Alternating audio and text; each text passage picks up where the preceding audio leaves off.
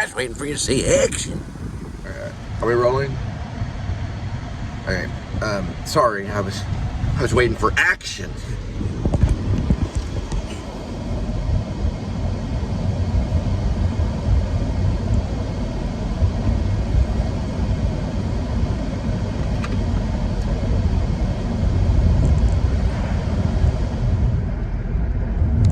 Oh, naughty list for you.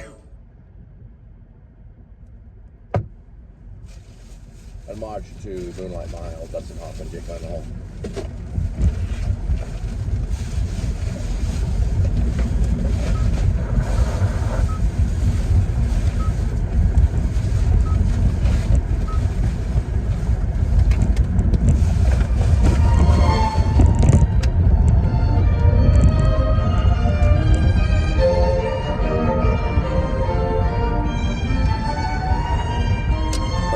Streetcar Named Desire, Marlon Brando, bringing the beer scene of it.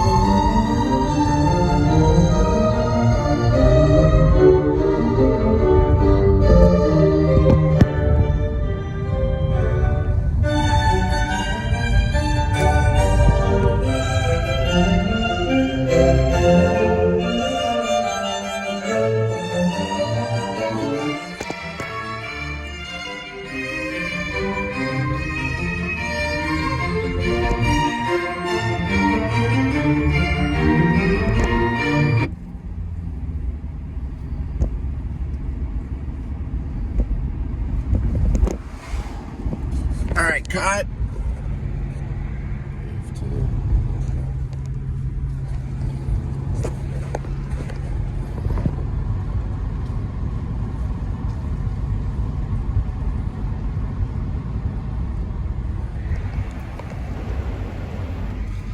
He's got art from Arezzo in his house right there. Arezzo, Italy. It's like a lady touching her foot. Bent over like a dancer. It's right there right by the staircase.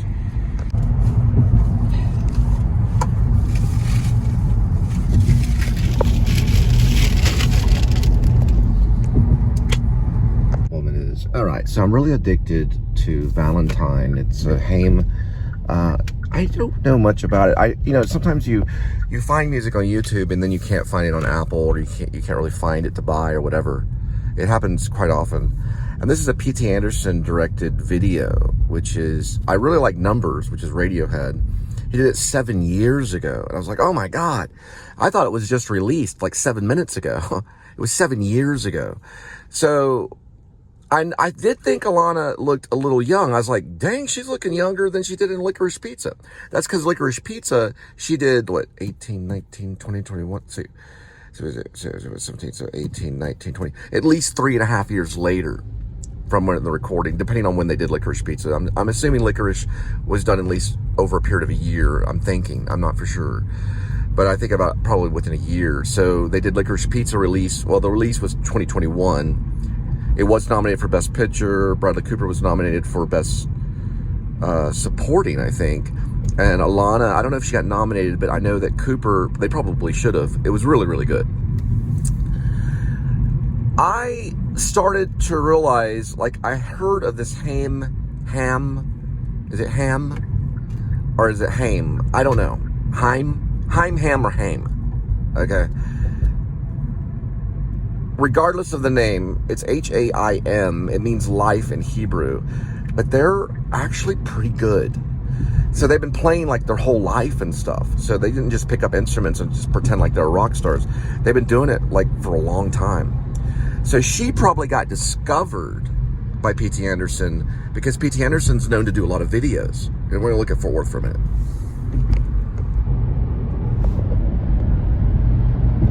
This is like a projectionist shot.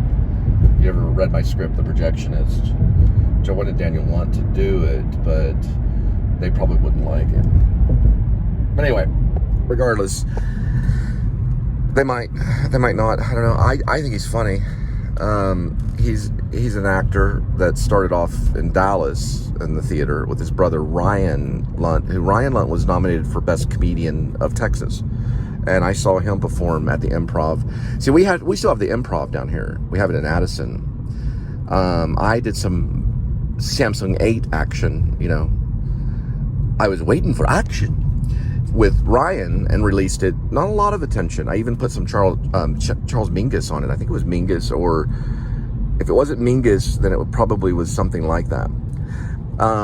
Meaning at the ending of it. And that was Ryan's breakout stand-up thing. And then Daniel did a lot of screen tests for it. And so did a B film actress that's on a Netflix movie, horror film called Dead Awake, which is Natalie Jones, who I always think of Davy Jones. That's how I remember her name, Natalie Jones. I worked with her on a horror film when I first got back from New York. And that was called Matchstick Game, which was supposed to be on the Sci-Fi Channel. It didn't get picked up, but we shot it all on video, and we shot it way out in the lake, and it was really crazy. It's a long story about these people that go to this lake house, and they sit around this pentagram, and then they summon the devil, and it takes over this one chick, and she lost a bunch of weight. She was like 300 pounds, and then she got down to like 115. She's like cheerleader weight. And then she eats a locust, and then they all talk about, they confess their worst sins. And my character was Trent. I'm the one that killed some guy with white oleander. I think that Oleander movie had just come out. And they just like the third attempt to get this horror film together. They'd use 3 different casts, if I'm not mistaken. So they had the 1 round, 2 rounds, and then 3 rounds. They're trying to start a film company. The director was a black guy. I do not know his name at all. He was a security specialist in Dallas. He did monitoring. It's probably stealth monitoring is probably what, because I almost worked for them. I think he went to Europe. I don't know where he is. He watches movies like crazy. He used to be a very heavy set guy. Then he lost a lot of weight and learned how to get it under control. And then this Matchstick Game was written by, I think, him and his friend, a friend that he knows. Very occult kind of thing, but it was like probably made for TV. Okay, where were we? Right, back to Haim. Okay, or Haim. Yeah, so the video is good. It's P.T. Anderson, and he's kind of moving the camera around inside the studio. But I thought maybe, is he capturing all the sound? Or is it a mixture? You know, is it going in the studio's input, going into the computer, digitized, blah, blah, blah? I would probably say yes, which is cool too. So some of it he allows to turn and mix into their high hills, and you can hear them playing, and you can hear them kind of like picking up the drumsticks, and all that stuff is in there. But is it mixed completely through? It's hard to tell, but it does sound very professional, and I think it is somewhat mixed. So it could be released on Apple. I would have to check it, but it's like $1.20 something, whatever, and it would just be less trouble than having to go through the whole YouTube app and, like, you know, I listen to a lot of music right off the YouTube. I used to have YouTube Red, which is a music YouTube thing. It's like the best thing in the world. Listen, YouTube is like the best place to store music, other than maybe SoundCloud. But SoundCloud, you have to keep the payment. If you got a lot of money and you want to spend a lot of money over a long period of time, and I'm talking over years, because people do this stuff over years, SoundCloud may not be a bad choice, because I used to have a thing called the SoundCloud Studio Theater Group. 3 plays are aired on there. Everything's usually stored in Berlin, or it's stored in Europe. So it comes out of Europe. But you have to keep paying that $17 monthly. And that's more than Netflix. Netflix is $9. If you pay the $17, all your stuff will be stored there. You can even get like creaking sounds of doors opening. You can get like stock sound footage. You can get like someone doing a radio show, or a rodeo, or a rodeo, or a cow mooing, or you can get like Fleetwood Mac's only vocals. You know what I mean? You could, maybe not that, but you probably get Michael Jackson's only vocals, right? It could be on SoundCloud. Like everything is on SoundCloud. The only thing is the only one that's made it off of SoundCloud is Post Malone. I think that's true. Yeah, I think Post Malone is the only person that's been discovered on SoundCloud. So I certainly wasn't. I had one song that got 700 hits, which was a lot. Usually my SoundCloud stuff, 3 hits. Yeah, three listens. They call it hits, I think. Yeah, because YouTube, they call it views. If you get 30 million views, you make $30,000. On SoundCloud, it's like hits, but it was called Fires Under Bridge, or something like that. Fire Under the Bridge, and they had another name. It had like 2 names. A lot of my stuff always has 2 names, 2 different names, and it was a good song. I got good. At one time, I got pretty dang good, and that's when I met Linda. And then I noticed, just by talking to Linda and hanging out, she has connections to Steve Miller Band. And her uncle worked with Steve Miller for like 5 years and had a tri-state hit called Suzanne. It's Robert Hayden, yeah. So I got up there, you know. I wasn't like doing like, what's that called? So what CBGB is country blue. I wasn't doing like bluegrass, you know, but I was okay. I was pretty good. I'm not, one thing that I don't do really, this traffic's gonna kill me.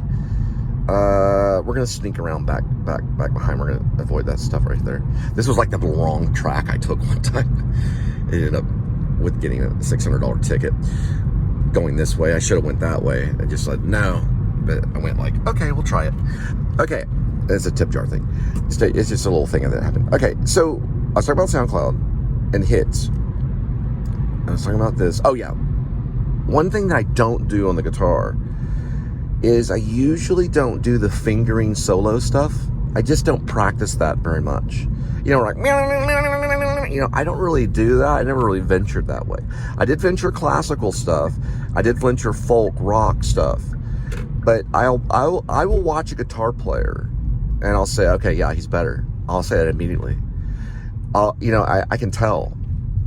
I cannot tell that with Alana. It to me, when I'm watching, I don't know, because I haven't seen them live. I have to watch them live, or I'd have to watch a live performance.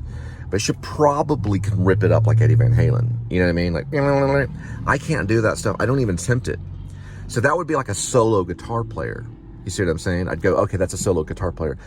I would need one of those. I'm real weird about hiring guys in my band. It's just a weird thing. Because I've been trying to start a band since maybe 90, maybe 89, 1989. So we're looking at 99, 2009, 2019, 19, 30, 19, so 25 years? Is that really that long? See, no longer than that. Okay, hang on. 1990 to 2000, okay, well, we'll just say 1990. 1990 to 2000, 2010, right, 2000, okay, hang on. 1990, right, I'm learning how to do all this. 1990 to 2000, 2010, then 2020, yeah, 25 years. And I have not been able to do it. Now, Linda is the only one that I've continued with because of her improv ability. I love the idea that you can talk in a song because of Mark Kozalik and Sun Kill Moon. But also rappers, kind of, they do it like at a fast pace. But that you can just sit there and start talking. And if you know the music and the shaker and all that stuff, I like that idea. I don't like opera singers.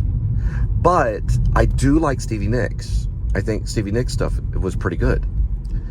Okay, we're already at 10. Okay, so I listened to Sun Kill Moon, and I didn't know that Tiny Music was just basically cover songs of a band called Modest Mouse. I didn't know that he was taking from that.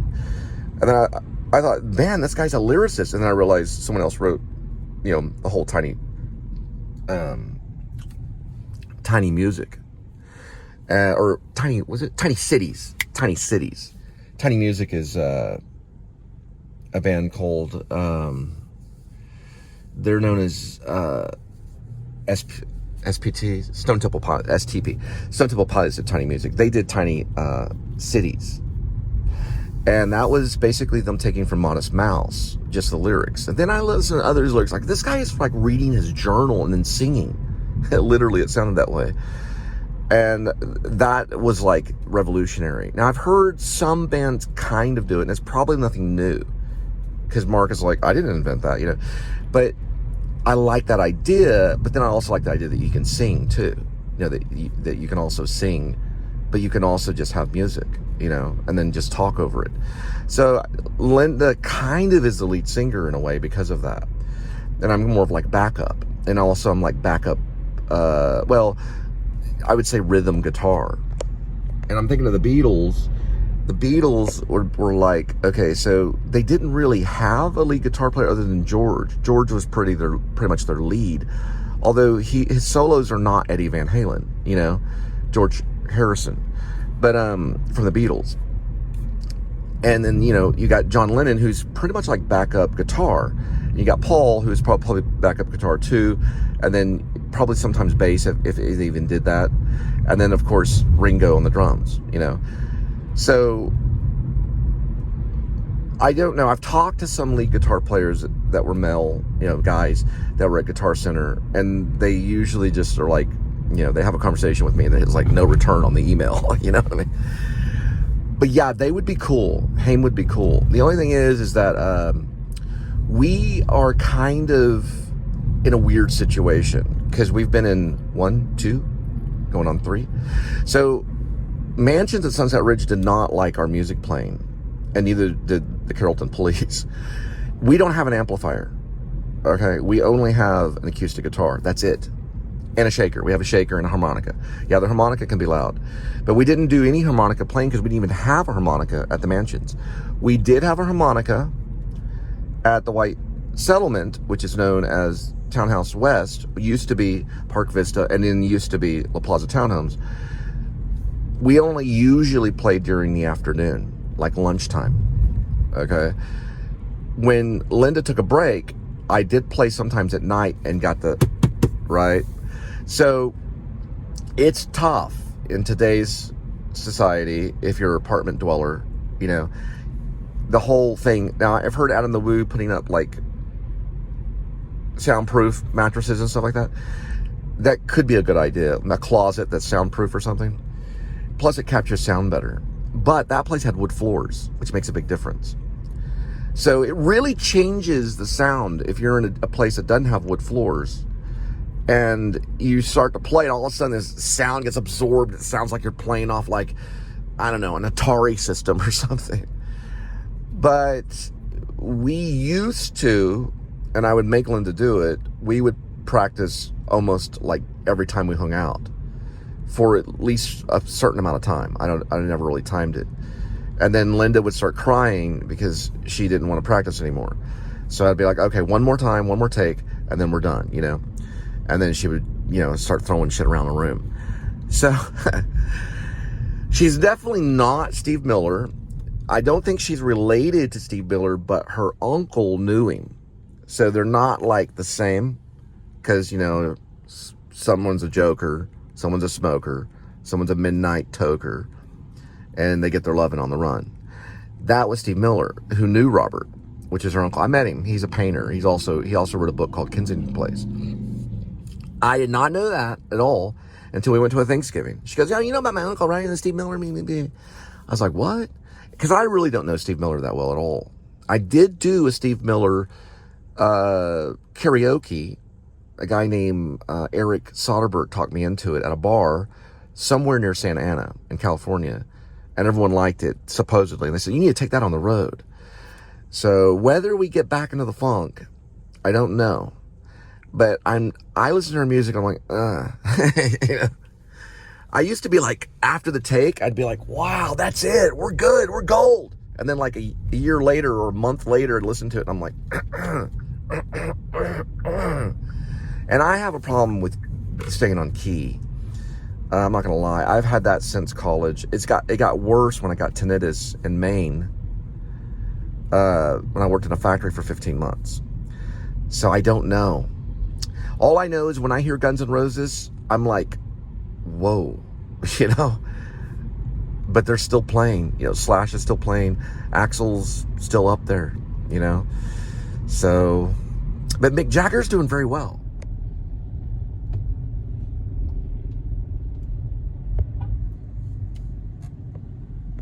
Guys back there like Fight Club auditioning with combat boots, I think. I could be wrong. Look at this right here. It's like you're not good enough. Yeah, I know.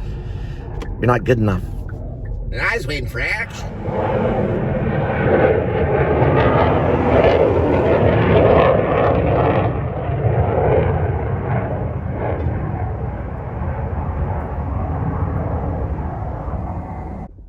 "34 years.